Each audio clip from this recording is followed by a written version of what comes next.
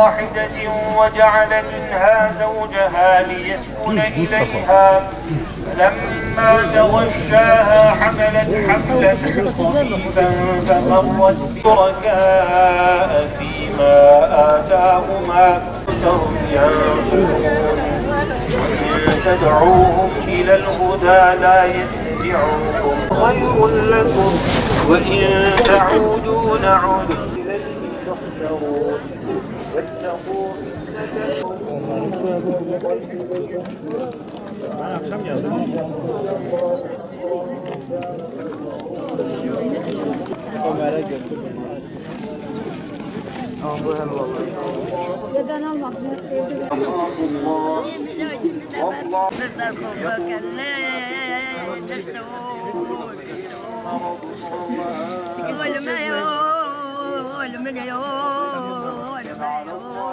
Üzerinden bir yıl geçmesine rağmen halen aynı günkü gibi, ilk günkü gibi acımız, yaralarımız taze.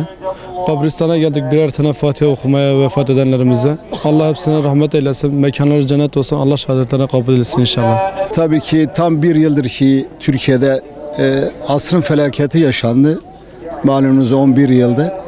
Adıyaman'da da yani depremin en büyüğü Hatay, Adıyaman yaşadı. Bugün de tam bir yılı doldu. Siz de izlenimlerinizde görmüşsünüzdür. Bir hüzün var.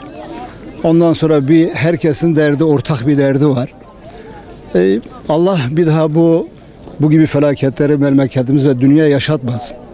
Tabii bu Allah'ındır. Allah'ın verdiği başta göz üstüne. Dünya baktığımız zaman bugün İsrail, Filistin mazlum halkını katlediyor. Dünya izliyor. Dünya izliyor. Rabbimin verdiği başta göz üstüne. Biz halimize şükür ediyoruz. Hamd ediyoruz. Ama insanların eliyle olmadığı için bugün insanların ortak derdi. Dikkat ediyorsanız mezarlık doldu taştı. İnsanlar aynı dili konuşuyor. Ondan sonra özünümüz bir, özüntümüz bir. Allah'ın verdiği başta göz üstüne. Yapacak hiçbir şey yok. Vefat edenlere Rabbim rahmet eylesin. Kalanlara Rabbim sabır versin. Allah bir daha ülkemize bu gibi depremleri yaşatmasın inşallah. Cenab-ı Allah ne emrederse onu yerine gelecektir yani. Şimdi insanın elinde bir şey yok. Önemli olan o bilinçte olmak. Bugün varız, yarın olmayabiliriz. Yani önemli olan ebedi hayatının bilmek yani. Ona göre yaşamak. Çünkü insanın ne zaman öleceği belli değildir. Allah ne zaman emrederse o zaman alıp götürüyor. Allah herkese sabır versin. Kolay iş değil. Kalkıyorsun ki bir gecede ailenden diyelim ki 50 kişi rahmetlik olmuş. Allah rahmet eylesin. Mekanı cennet olsun. Bizim köy olarak mesela 40 hep de genç, hiç yaşlısı yok. Bir tanesi mesela daha yeni evli 10 gün. İkisi de genç, ikisi de hafızlı Kur'an.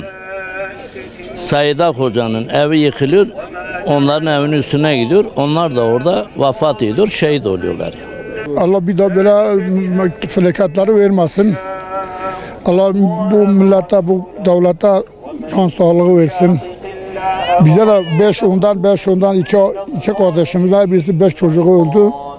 Diyeceğim bir şey yok. Allah böyle kazadan, baladan bütün ümmeti Muhammed'i korusun inşallah.